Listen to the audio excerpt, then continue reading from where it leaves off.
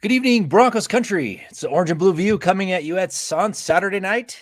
As usual, it's Ron White here, co-hosting with me. I'm Thomas Hall. Thank you for joining us on this lovely Saturday evening, the weekend before the big week, basically the big draft. So, how are things going, Ron? Things are going well, Thomas. Nice weather here in Atlanta. And as you mentioned, we are preparing for the NFL draft. So we are going to be discussing some potential prospects that the Broncos can look at in the later rounds. Of course, we're going to pick till the third round. So we're going to Yeah. start there. But yeah, everything's going well. So far, so Yeah. good. Yeah, I know everybody's been talking draft. It's 24/7 draft, mock drafts. We got big boards. We got who prospects this, prospects that.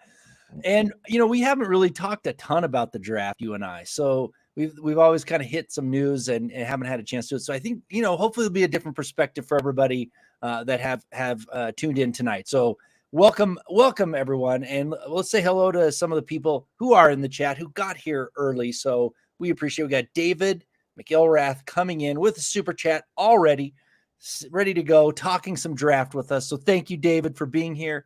We really appreciate the support, and we appreciate your comments and your questions. And David says, good evening, Broncos country, Thomas, Ron, Dylan, and Deacon Scott. Buckham times 2, Mile High Huddle for life, Denver Broncos for life. Of course, yes, we love the Broncos here, and we love talking about the Broncos, and we love the fans of the Broncos. So thank you for coming in, Thank David, you. being here this morning. Really, really appreciate it, and the support. Yes, thank you, David. It's always Who, appreciated who support. else we got in here? We got Dominique Martin coming in saying, hey, Tom and Ron. Shout out to my Broncos family. Mile High Huddle for life. Orange and blue for life. All right. Yeah. Thank you for being here, Dominique. Appreciate it. Appreciate seeing you here. Hope you got some good draft questions for us. Todd Ostendorf's already in here already. Good evening, Orange and Blue and Broncos Country too. Yeah, nice. That's a nice little rhyme. I like it. That's a good. Thank you, Todd, for being here. Appreciate it. Thank So you, yeah, Todd. like Ron said, we're going to start jumping in and really talking about draft needs. Like, what is our perspective of what the Broncos really need to look at in the third round, and some prospects that we think that might fit the bill. Todd's coming in again, already saying Broncos have a bunch of needs. He's listed out running back, wide receiver, tight end, offensive tackle, offensive guard, center, edge, defensive tackle, cornerback, safety, and kick returner. That's a long list, Todd. I don't think we're going to be able to get to that whole list, but appreciate it. And some of your positions that you have as needs, I have as well. So I'm sure Ron has them as well. So we're going to talk about some of them. So thank you for jumping in here. Yes, Todd. Thank you for your comment and providing that list. It is pretty extensive, but I do agree that some of these positions are of need for Denver. And I guess Thomas, let's get into some of this. So I Yeah. know Todd, and for me, I think out of this list that Todd mentions here, the biggest need, in my opinion, is center. Yeah. There are a few prospects that I've been researching. I think Steve Avila out of TCU would be a good fit. He's very strong, can push at the point of attack, quickness, athleticism.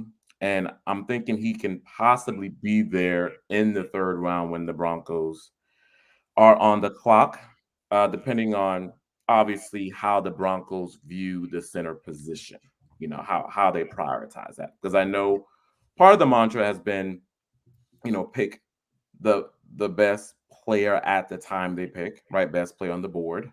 I mean, kind of going by that, but that's definitely a possibility at center. Joe Tippmann of the Wisconsin Badgers is also a possibility. A good solid blocker against the run.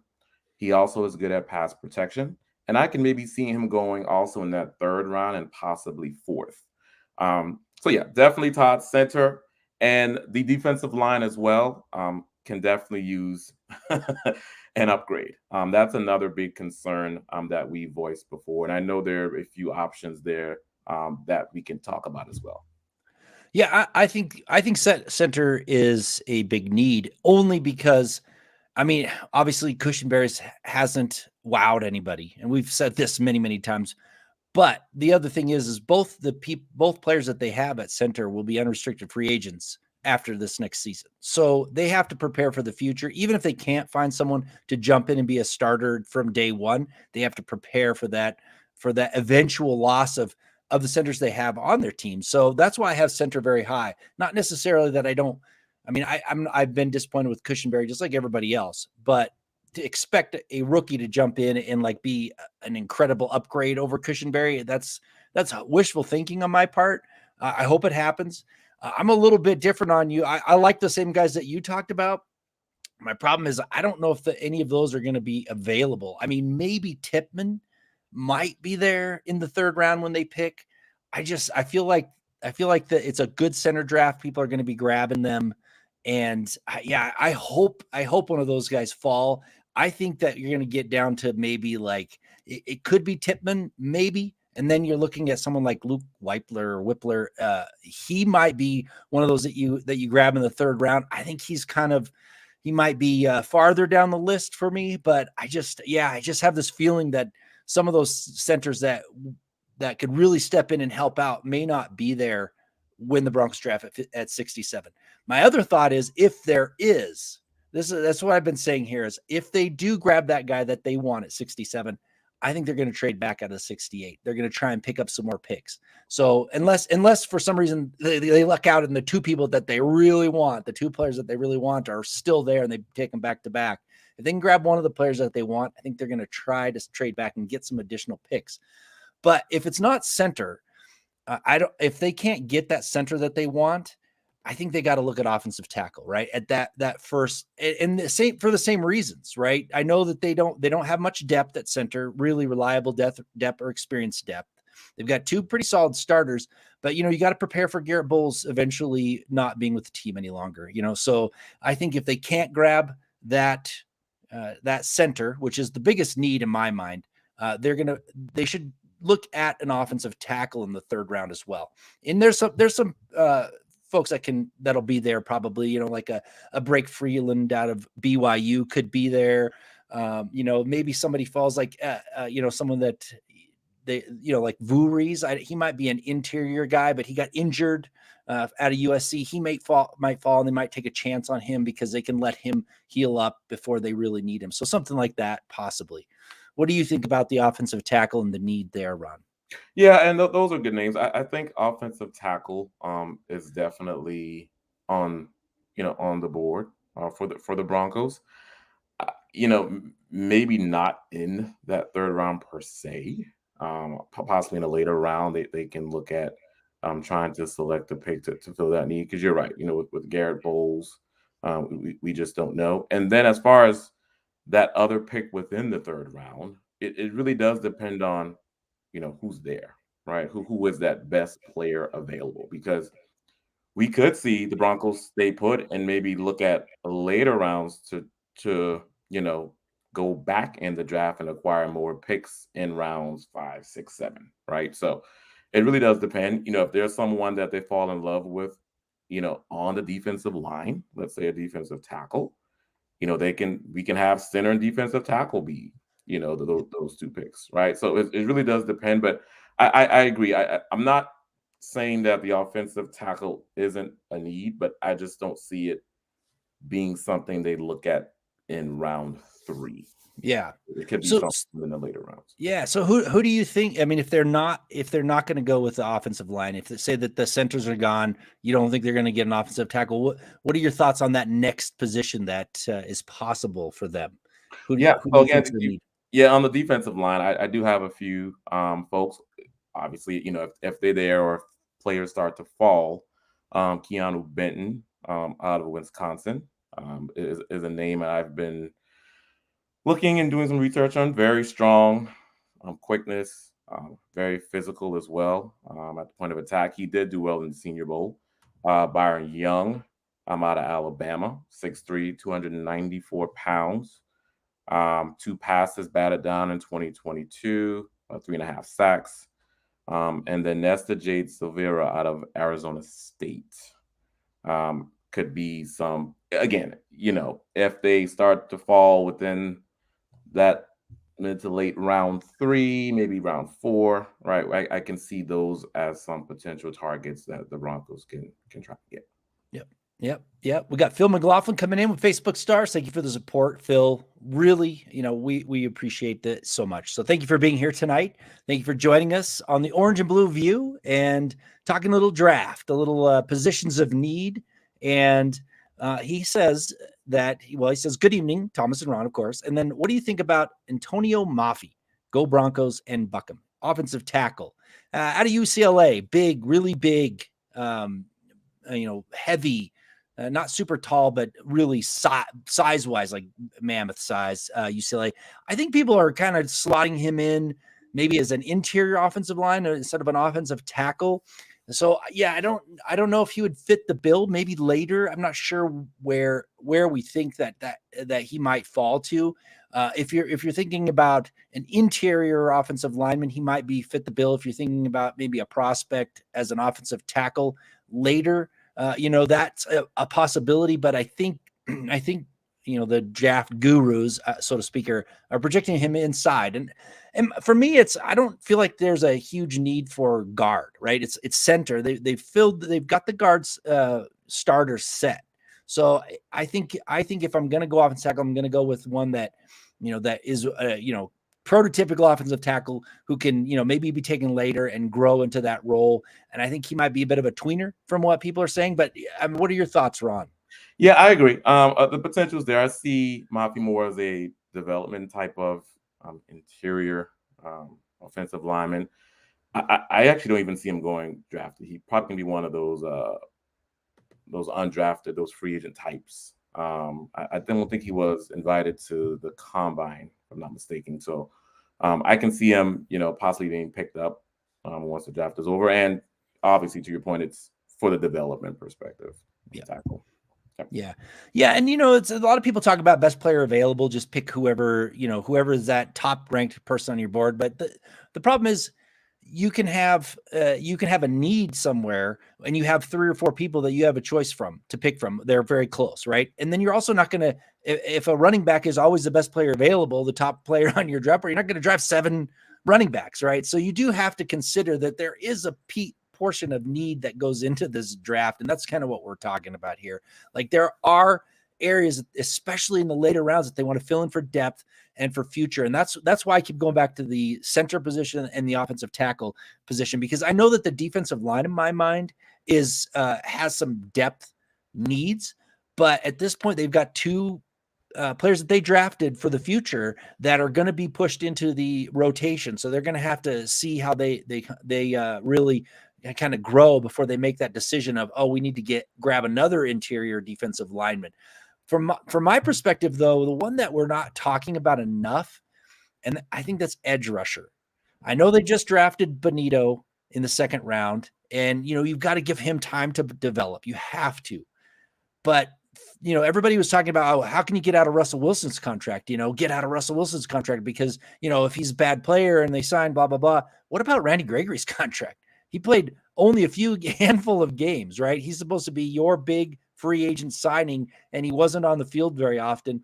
And then you've got Baron Browning, who I really like, but he's suffered from some injuries as well. So you might want to think about hopefully getting an edge, someone who can be a rotational player and maybe kind of like be that 3rd rounder who kind of grows into someone who's reliable, right?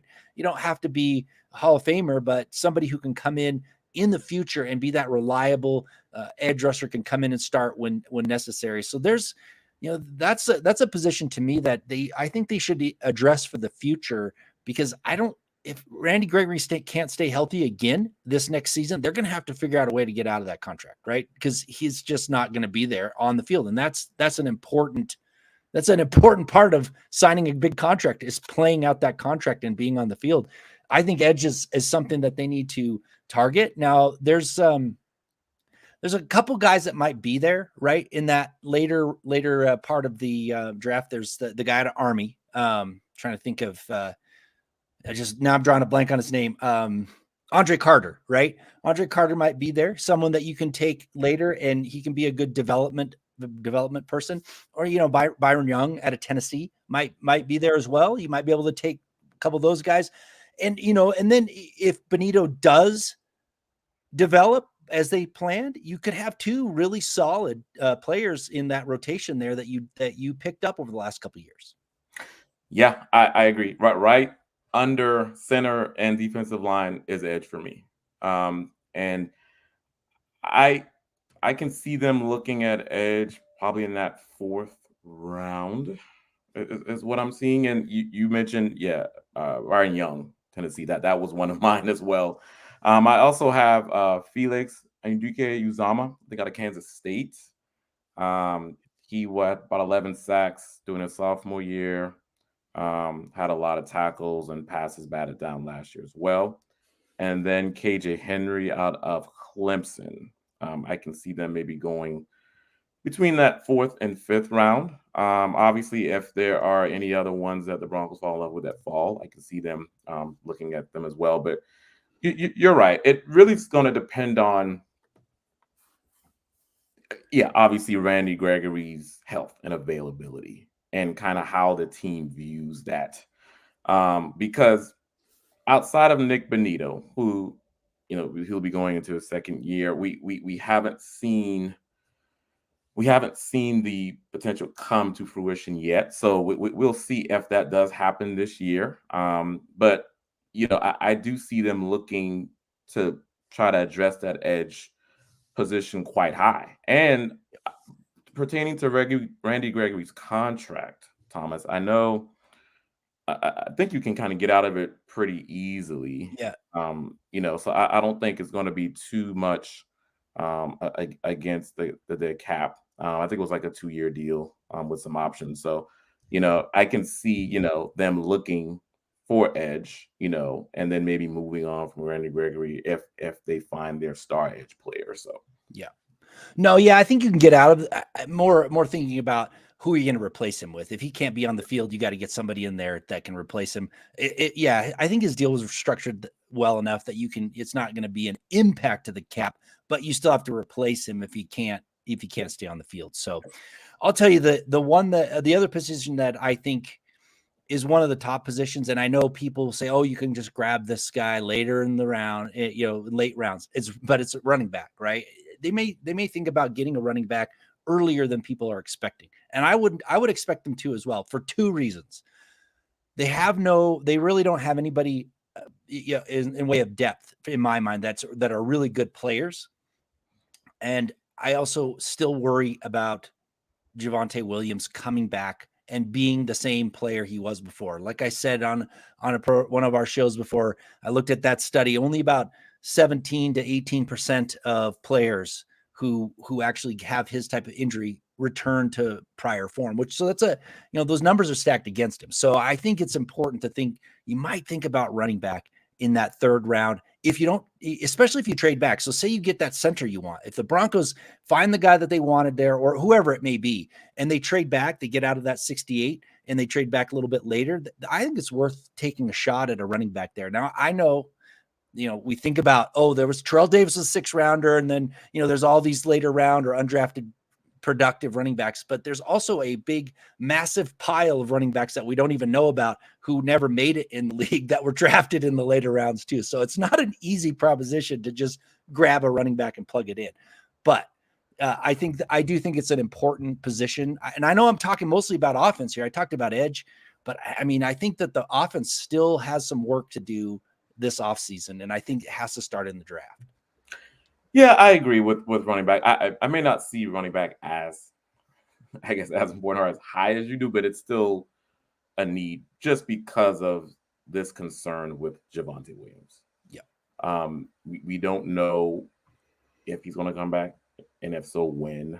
And then with the depth, right? Of course, we have P. Ryan, but outside of that, the depth is concerning. And I know there are a few options out there. I believe they brought in, I don't know, Tony Jones Jr. Tucker from Syracuse. I think it was one. And that's who I've been scouting as well. Eric Gray out of Oklahoma might be another. Rashawn Johnson. They're projected around like round 5. So maybe looking at running back within that round, I can see them targeting. But I agree, Thomas. I think they do need to at least look at the running back options and start to look at them possibly within those rounds 5 and 6. So. Yeah. Yeah.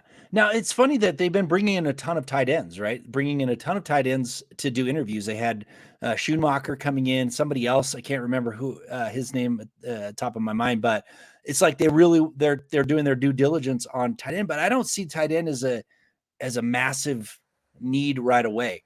I would explore the safety position first for me, and that I know they've drafted some safeties the last couple drafts, right? But they only have 4 on the roster. So they're either going to have to go out and find an experienced safety to sign on a 1-year deal after kind of the draft is over or whatever, or they're going to have to try and take another shot in the draft to see if they can bring somebody in. Because now I know you typically keep 4 safeties, right? But they need to bring in some competition. They have to. You can't just give the job to Caden Stearns. You can't just say, okay, well, Turner Yell and PJ Locke, you guys are the backups, and we're just going to go with that. You do need to push these guys. And then on top of that, you've got Justin Simmons been around for a while. He seems like he hasn't, but he was drafted back in 2016. So he's got a few years on him. You might want to think about going into that 3rd round, possibly for thinking about the future, right? The same thing about I said about center and about offensive tackle. You might think about that future draft pick taking a safety early. I'm not sure. What are your thoughts on that? Yeah, I agree. I think to your point on the tight ends, I don't see tight end as a big need for this team. I mean, Alberto, we have Greg Dulcich. Not to say that they can't look at them later, or maybe even picking up obviously some of these as undrafted free agents, possibly, and putting those more into developmental type roles for depth. But yeah, I would say safety for sure over tight end. Yeah, I agree with you. And some safety prospects out there. I know Jordan Howden out of Minnesota, projected around that 5th or 6th round. Could possibly fit that. Kayvon Merriweather out of Iowa is also another one. So that there are a few safety prospects out there that the Broncos can start to look. Because you're right, outside of Justin Simmons, as great as he is, right, getting older, Caden Stearns coming off injury, and then that depth behind it, it's still concerning. I know we have PJ Locke, which we signed, which is good. He's out there for special teams and other things, but outside of that depth is concerning, and I can see them looking at that possibly as well later on. Sure. Yeah, and there's also the Antonio Johnson out of Texas A&M, and I know he's not really that real cover safety that people really covet, but he's going to be around there in the mid 3rd round probably, that you could take a shot at and see if you can develop his coverage skills a little bit. He's a pretty decent box kind of safety, I would say, and those are kind of going with the way the NFL is kind of changing. You don't really have that box safety so much, but you could drop him down as a linebacker and some of those different schemes and whatnot. So, a little bit more versatility from him, but yeah, I think safety is it's a depth concern and so like you said, 5th or 6th round might be a place to grab one, because you don't want to spend that premium pick on someone is going to be a depth player right for quite a while, but at least prepare for that depth. Because I don't want the Broncos to be going into camp with 4 safeties. It just doesn't make any sense to me. Yeah. And then the other one too that I don't think it's a huge need, but you might want to take a shot at one, is cornerback in this 3rd round, right? Cornerback. And I know the draft is historically, I think teams reach for cornerbacks. You have so many of these cornerbacks that just don't pan out when people are kind of grabbing those cornerbacks in the 2nd and 3rd round. It seems like one of the positions that teams always reach for. So it's one of those spots that you kind of like a little leery of grabbing one later, because people are reach for that speed or whatever they want. But I love the starting 3. I think they need to start thinking about having more depth in that rotation as well. So cornerback may be somewhere that they go, but for me, the top the top position that they need to go for is center. And anything else, unless there's somebody that fell that they just love, I don't think that they're really going to jump on that. Yep, I agreed. I'm gonna get back to because this kind of chimes into the whole corner situation as you mentioned. Joseph Montoya, thank you to Joseph for your comment. Much appreciated. He says, edge, corner, and running back are very deep. Should be some good players at those positions in the third. We definitely need more depth at corner. And I agree with depth at corner because that is a concern. Now I know Thomas, you mentioned possibly in the third. I think that might be a little too rich for me. I would say, you know, possibly looking at corner, depending on who's there, at the fourth and fifth round, could definitely probably be a potential move for Denver. And I know for a few, I know Anthony Johnson out of Virginia is one. Good ball hawk skills, like double-digit pass breakups, 2 picks, last year. Jamie Robinson out of Florida State is also another good one, and Arquan Bush out of Cincinnati. So we had someone, I think, playing side by side out of Sauce Gardner-Johnson. I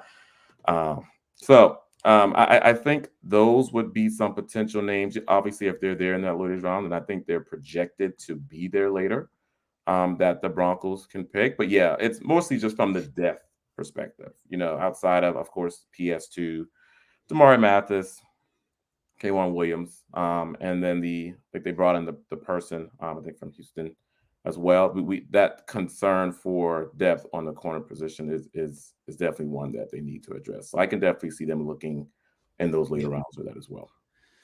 So what is your thought? I mean, there's some talk in the chat here about moving up to grab that center that they want, and one being John Michael Schmidt, right? That's definitely a target that I would love to have. I just feel like you've got to move up significantly.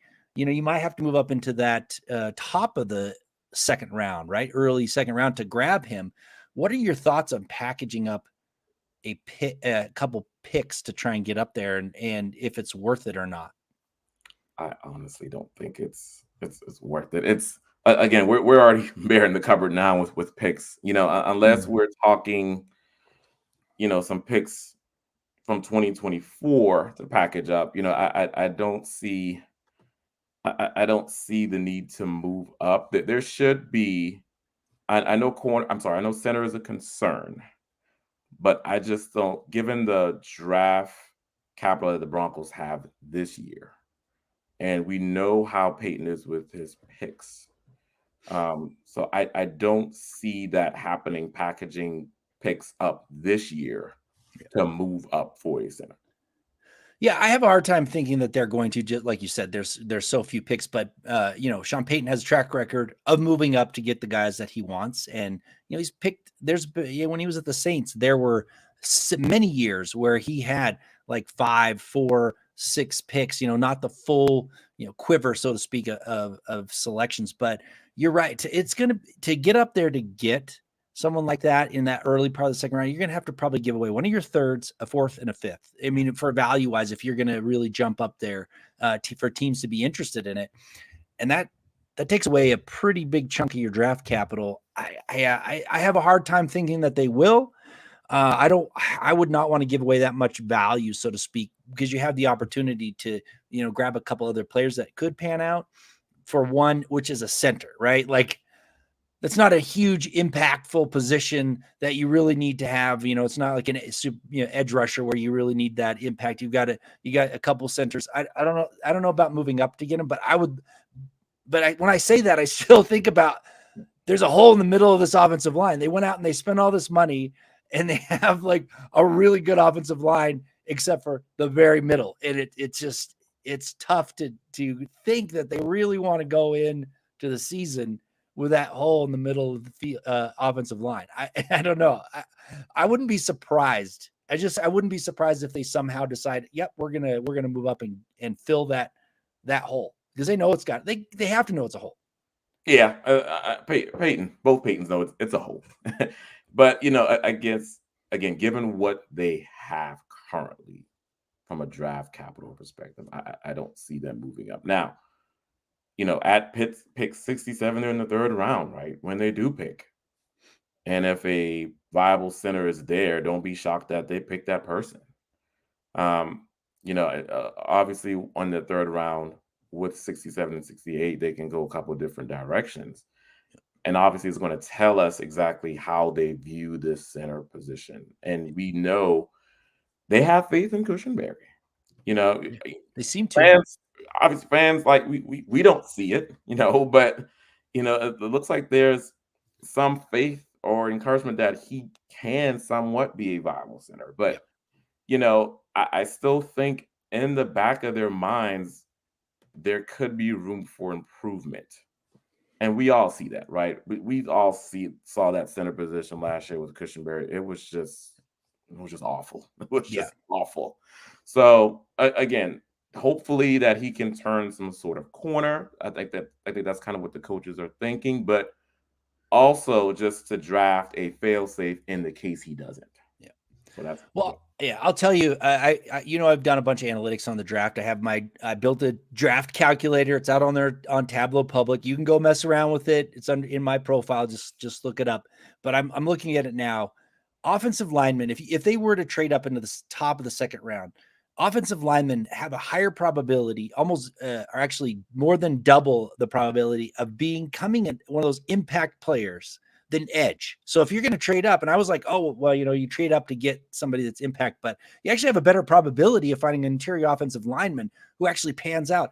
And they have they're almost at 80% probability of becoming a starter in that second round. So if you do target a center, your chances of grabbing that center in that top round that actually pans out is pretty good. It's pretty solid. They may not become, it's not a huge improbability for an impact player, but to get someone who's going to be a starter there, who can, solidify that line and be serviceable. And I know Cushionberry has been the starter, but he's kind of been the starter because there's nobody else that was there but yes, I think you can really, if you think about it from that perspective, right? We think about, what are those players that you could, if you really want, what are those positions that you can go up and grab, or you can get in the third round who actually have a chance of panning out? And that's my whole point with the best player available, right? Or whatever. You have 4 or 5 players that you have ranked, pretty closely. When you pick, which ones have the probability based on the history of the draft, right,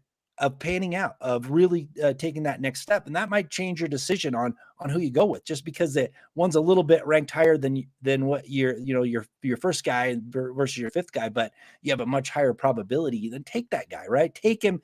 You gotta, I know people don't like analytics. They want, film. You got to look at the film and you got to base everything on that. Well, analytics plays a little bit of a part in this whole situation, right? So you got to use all the tools that are available. Yep. Agreed. But for my money, if they're gonna trade up, I feel like if you're gonna trade up that far, you got to have one of those impactful positions.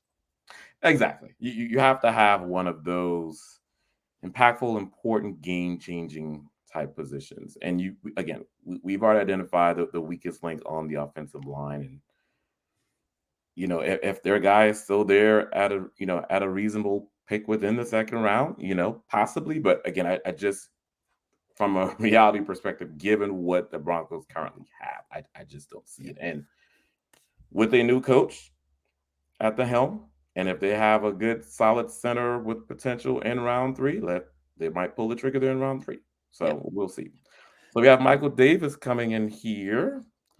Thank you, Michael. He says, don't be shocked if they draft up.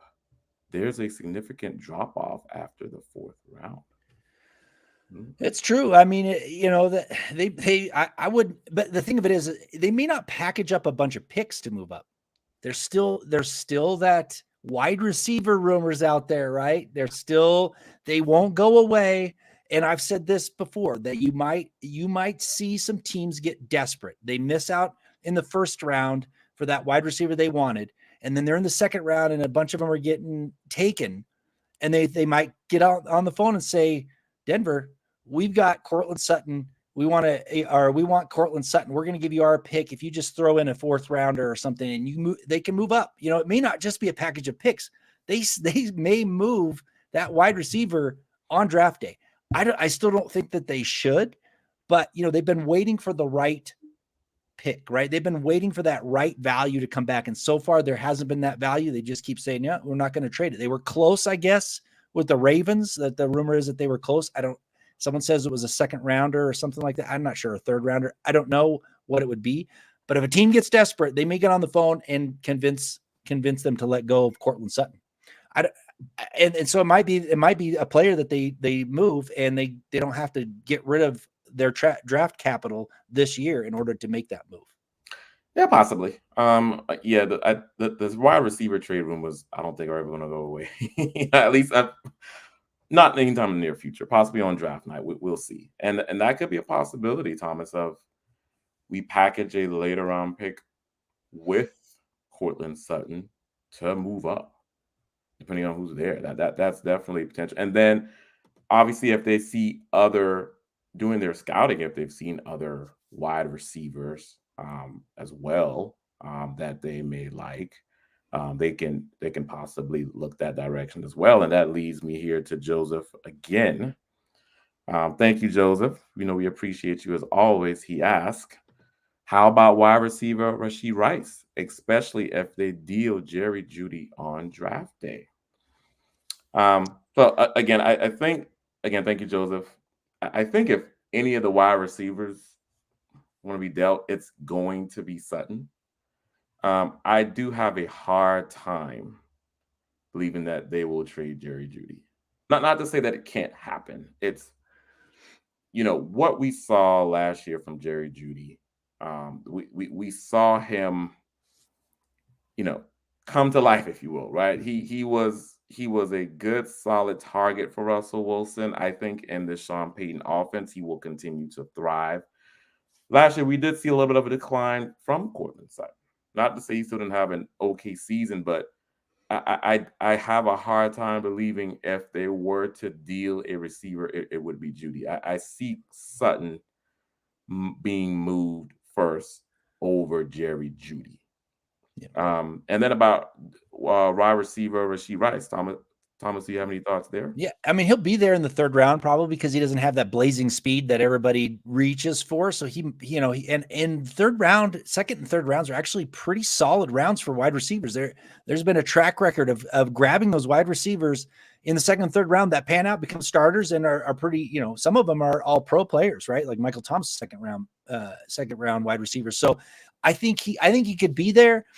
I don't, like you said, I don't see them getting rid of Jeudy. So if they do trade Sutton, they may think about getting, somebody more like him. And I think that Rice might be that guy. So if they get rid of Sutton, they may go after him. I think that's a solid pick. But if they do, I mean, he doesn't have that same kind of dynamic ability, I don't think, as Jeudy does. So you may think they may go a different route, but yeah, I think it's a good option. And I think they should, if they're really thinking about trading these receivers, they may think about grabbing one for the future as well. And so maybe they do go third rounder.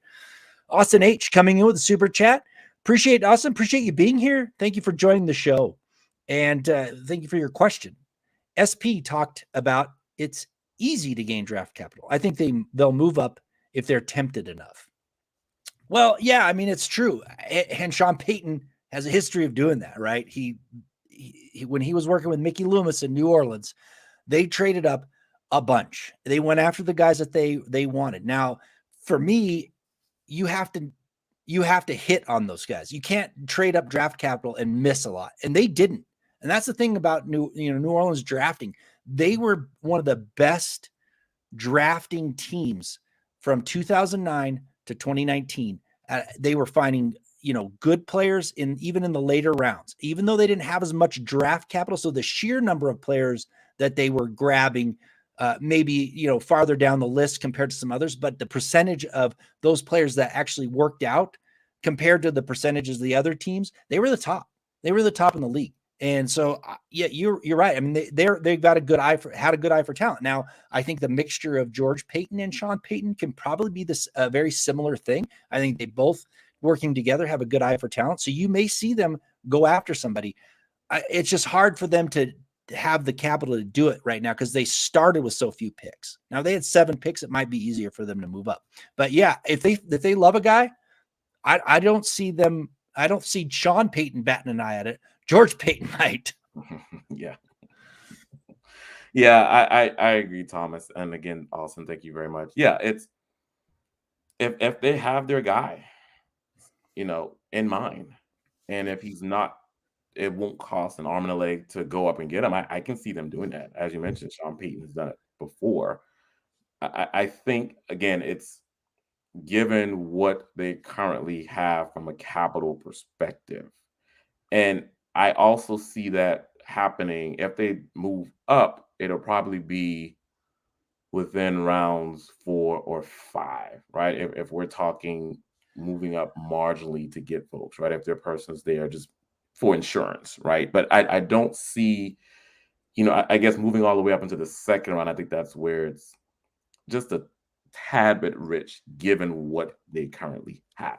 Yeah, But it yeah, has to be a that player. center, if that center is there though, right? If they really have their eyes on a center, if this person they've scouted thoroughly, if this person fits what they're looking for, and George Payton has done magic before, right? With wheeling and dealing, so it could happen. Yeah. But again, it's just one of those things I wouldn't count on. Yeah. We got Phil coming in from Facebook. Thank you, Phil, for another comment. Saying, sorry, guys, if the question has been asked, I got pulled away for a while. Anyway, do we give up 68 to get a couple later picks? And yeah, you must have got pulled away because I have this feeling that if they find that guy at 67 that they like, I just think that they're going to trade back. They're going to say, hey, we got the guy we really wanted at 67. We have the next pick. Someone's going to give us a call. We're going to accumulate a couple more picks. I think they're really, really there's a high chance that they do that. I just have a feeling that they will. Now, they're like I said before, it could be a possibility that they have two guys that really like back to back and they just grab them both. But from my perspective, they need more draft capital. If they get the guy that they really have been looking for, they really wanted, they'll get on the phone and see if they can wheel and deal and pick up a couple extra picks. That's my thoughts. Phil. Yes, and thank you for that comment. Really appreciate it. Yeah, Phil, thank you. And I agree with Thomas. It's we may give up 68 to get a couple later picks. It's usually going to depend on who's there, right? Yeah. If there are guys there, probably going to stay put, get them. But if there's potential to move back to get extra picks, they can do that as well. And hopefully it's with next year's draft, right? So they can have those extra picks. So then they can wheel and deal. Like they can say, okay, yeah, we're going to move back, but you're going to give us a third next year. So maybe they can wheel and deal that way. That would be optimal. So then they can target that player next year to move up and go get. That's my thought. Yeah. And that's possible. They can package up some picks, with next year as well, to do that and have additional ammunition for next year's draft to move up and down the board accordingly. So that's a good point, Thomas. Yes. We got Michael coming in, of course, the legend who's here with us again. Thank you for being here, Michael. Appreciate you coming from Facebook. So you always give us support here, and we can't thank you enough. Saying good evening, Thomas Hall and Ron White on Orange and Blue View. Go Broncos and buck 'em. Yeah, thank you, Michael, for being here. Really, like we said, we appreciate it so much. Joseph Montoya is coming with Super Chat. More support for us, so we really appreciate that. He says, thanks, fellas. This is my first time on this chat. I love the conversation. Well, it's great. We love it. I mean, it's actually more fun for us if people are in the chat and active and talking and asking us questions. We enjoy that. We love that. We can talk to each other anytime. So it's good to have you guys here to talk to us. So thank you so much. Appreciate it. Yes, thank you, Joseph, and welcome. You have had some good questions so far, so thank you for joining. We appreciate it. Yeah, Keith Brugman's coming in. Stars for Ron. I don't get to see him as much as the rest of the MHH crew. So you got your own fan here, Ron. Keith's coming in. Keith is a great Mile High Huddle supporter. I see him on many of the shows that I do. He's always on there. We appreciate it, Keith. So yeah, so Ron, you got your specifically pointed out. Ron's doing a good job, man. It's it was his first podcast, so. It's fun. I enjoy being on here with you, Ron. So thank you for being here. And you got some fans. So that's great. That's great. Thank you, Keith. Yeah. I appreciate it. It's nice to say that. That's much appreciated. I enjoy being with you as well, Thomas, and everyone. I enjoy the conversation, all the questions, all the comments. I love talking about the Denver Broncos. So this has been great so far. Yeah, and Keith also had a good question, and maybe we can, we reiterate this, and we each of us pick one. He said something with all players being equal. Who's the most needed? What is the most needed position with our first pick? And we kind of addressed a couple, and but Ron, what is the number one pick in this draft for at 67? What position should they draft? Thank you, Keith, for this question. This is a very good question. I'm going center. I'm, I'm going center. Um, just because in my mind, Keith, that's the weakest link on the team as a whole. And we could only go by what, kind of recent history. And what we saw last year it was just an atrocity on offensive line. Now, obviously, we know doing free agency, they brought in Ben Powers, McGlinchey. So we've shored up guard and the right tackle position. But the center remains the weakest link. And until we have at least a developmental prospect, someone in the wings that shows more potential and flashes than Cushenberry, it's still going to remain the biggest need for me. So I would say center would be my first pick. Yeah, it's mine as well. And for the reasons that you say, I mean, it's a weak link. They went out and spent all the money to shore up this offensive line, and they still have a weak link. And on top of it, they have nobody there for the future. Yep. Lloyd Cushenberry, unrestricted free agent after this season. Kyle Fuller, they brought in, was a 1-year deal. So they really need to not only think about pushing these guys with a rookie who could come in and start. I mean, you think about, offensive lineman, 3rd round, 0.63 is their probability of becoming a starter in the league, a primary starter. So that's a value pick right there. You can get somebody at the center position who can pan out, higher probability than many other positions. And then you push them and then be ready for the future, right? You don't want this hole continuing, you're just continuing to try and patch because you're not willing to pay the money that you paid for the rest of them. So I say it's center. I think at 67 is a perfect place to grab a center if they don't trade up. And I think that there is a pretty solid group of centers in this draft. So they, maybe they aren't going to be a big run on these centers, and there's some really good ones might be available at 67. And you never know. You can't predict the draft. You never know. But yeah, I think I'm going with center. And that's, that's the number one for me. And I know that you don't want to paint yourself into that corner and say, we got to grab a center. And then, you're reaching for one. Definitely don't want to do that. But yeah, if there's one available, all being equal, it's center for me. And then also, we don't want to, we have to learn from our mistake. Well, the Broncos have to learn from their mistakes of the past, meaning we've had this big issue at right tackle for all of these years. And obviously that's been stabilized now with the acquisition of McGlinchey. But the right tackle lesson, I don't want to happen again with center. We need to draft a center, get that person developed into that role so they can be at least a viable starter. We cannot have this happen again because, again, we've seen the offensive line so far with these free agent moves start to solidify and start to form. And we still have this weak link out there. And I don't want that weak link to drag on for years. So we definitely need to get a center, if maybe not in the 3rd round, Keith, at that first pick, somewhere in the draft. We have to address the center position. And that's the thing too. The whole point of beefing up this offensive line was to help their star player who they signed to this massive contract, Russell Wilson. So you're going to go into the season with a hole in the middle of the field, when your whole team is really, kind of put all their money where, in the quarterback position with Russell Wilson, and you're going to go into the season with Lloyd Cushenberry again and Kyle Fuller, who is on a 1-year deal. It's tough for me to think that is not a position that they are looking for. And if it were for my money, I would go with one in one of those 2 picks, 67 or 68, as long as I'm not reaching, for a 4th rounder in the 3rd round or something like that. But yeah, that for me, that's the thing. That's the key. The offensive line is the key to this whole thing, and they still have a hole. Yeah, agree. Yeah, and and I'm not trying to say that maybe Cushenberry does turn it around, right? He just has not been very good. He just hasn't. It's plain and simple. Regardless of what his draft pedigree is, being in the third round or you know what team he played for, in college or whatever, what his draft profile was, coming out, and I think that's part of why Sean Payton still kind of likes him. Is I think he liked that kind of him coming out of college. But you think about his rookie year, he was the worst center in the league by most metrics. And then his second year, he did improve, but it was just a middle of the road. It wasn't very good. And then he took a huge step back, I thought, last season before he got injured. Yeah, it was a kind of a different offense, scheme, running zone blocking scheme. It wasn't really a good fit for him, but it's still, you still have to consider that he wasn't very good.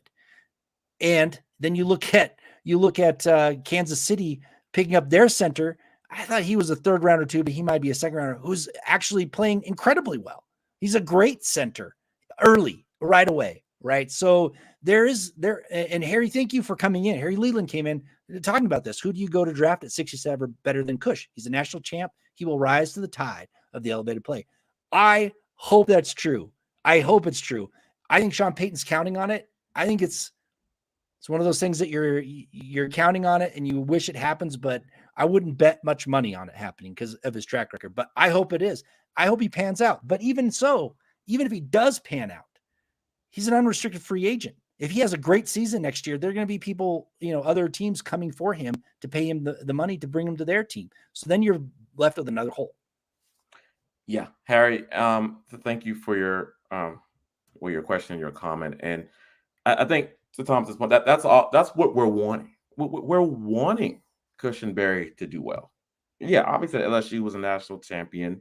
We're hoping that he rises to this level of elevated play. Hopefully, with new coaching in place, with the offensive line and new scheme, we hope that he can do better. Yep. But again, it's going back to what we saw last year.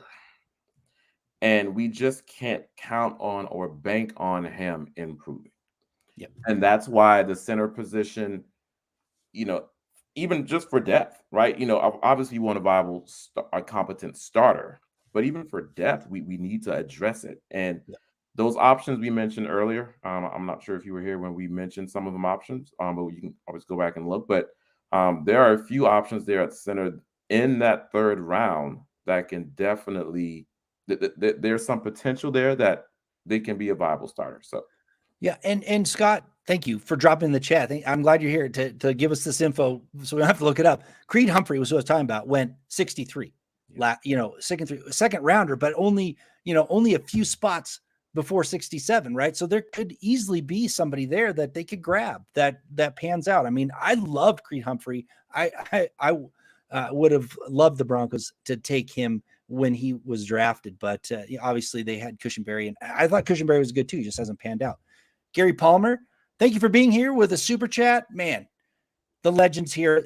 We got several legends of Mile High Huddle here. Gary is one of them tonight. So thank you for being here with us on a Saturday night as we're just about ready to wind this down. But he says, hi, Thomas and Ron. I know it's BPA, best player available, but you think a center is a focus. Absolutely. We both do. We both think that that's a position of great need. And we also think that it is highly likely that the center will be the best player available around that time when they draft. And I also, I'm an analytics guy. It's a position that is relatively safe to grab in the third round and not miss wildly. Like you can grab a cornerback in the third round and he's a bust, right? Much easier than you can grab someone like a center or interior offensive lineman. So there's a few reasons why I think center should be the focus. But yeah, thank you, Gary. Yeah, we've been bitten with corner in the third round. Langley and Jamudia. But yeah, Gary, thank you for your question. And I agree with Thomas. I think center is definitely a focus. The fact that the Broncos did not even look in free agency for centers, and that it's still a glaring need on the offensive line. It is a focus. Now, we don't know exactly how they view it in relatively to other positions. Yeah. But it definitely needs to be a selection within this draft to have for depth, right? Because outside of what Fuller and Cushenberry, I mean, the depth is really bare there at center. So even just for depth, we need to have a focus on center. But yeah, I think it's definitely a focus for the Broncos for sure. Yeah, absolutely. So yeah, yeah. I think we were really kind of focused on center, but there are other positions that could be there. And here's the thing with me. I know there are people talking about tight end, and they brought in some tight ends. If they do decide to trade a wide receiver, they may actually want to go with more tight end, 2 tight end sets if they feel like that, Tim Patrick isn't all the way back. So that could be why they're thinking. So there might be a third rounder there that they brought in that they like a tight end as well. And that I think that's really depends on if someone gets them what they want for a wide receiver on draft day as a trade. And I think then I think that changes things, right? So if they trade Cortland Sutton in the draft, I think that they do actually go after a tight end more early than I would be expecting, because I think they're going to kind of go with that, maybe that 2 tight end set more often, with a couple dynamic tight ends with Dulcich and whoever that they draft, obviously, in Alberto. So that could be a possibility, but it really depends, and that's why it's so hard to predict the draft. What do they actually do? Who actually call? Does someone actually call and say, we want Sutton and we're giving you what we want for him? Or even more so for Judy. And then that changes their draft. And I think they have that kind of scenarios planned out. Like, if someone does come to get Judy, then let's take a tight end earlier than we had originally planned. So there's possibilities there. Yeah, that's a possibility. Tight end, or even another wide receiver. I think we brought up, packaging up the Sutton or the Judy, right, for another playmaker, another weapon on offense. So I can definitely see tight end fitting into that mold too, for sure. I just want to say thank you to Jesse. I sneezed, said bless you in the chat. I appreciate that. Thank you so much. All right. Yeah. We're at the top of the hour here. I have enjoyed it. I know Ron has enjoyed the interaction with all of you fine folks in the chat. We can't get to all of the chats, but hopefully next time we'll read your chat. We'll talk about it. I just want to say thank you so much. Don't forget to follow Ron on Twitter if you want to talk to him during the week leading up to the draft. We got, Ron White NFL. You can talk to him. I mean, because this is when all the buzz starts happening, and then we'll analyze it after. You can follow me, Thomas Hall NFL, on Twitter. You can follow Scott at Scout Kennedy on Twitter. And of course, go to Mile High Huddle, go to the merch store, check out some of the merchandise we have. Hopefully we'll get some orange and blue view stuff in there soon. But yeah. Thank you for the support. We all appreciate it. Ron, any final thoughts? And then we're going to wrap this up for tonight. So thank you for being here, everyone. Yeah, thanks everyone again for your comments, your questions. There was some good dialogue in the chat, so we greatly appreciate it and your generosity. And of course, make sure to follow us, to like and subscribe to all the channels here from Mile High as well. And this time next week, we'll probably be doing a recap of That's right. the Broncos draft.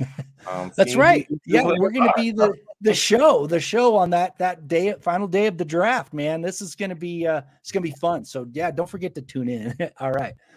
Thank you, Ron. Thank you for being here. Appreciate it. I know it's Saturday night. It's hard to get here every Saturday night with things to do, but thank you. And thank you to Scott. Thank you to everybody that joined. We really appreciate it. Have a great night. And man, I hope the Broncos hit some great picks in this draft coming up. Knock it out of the park. Yes. Thanks, guys.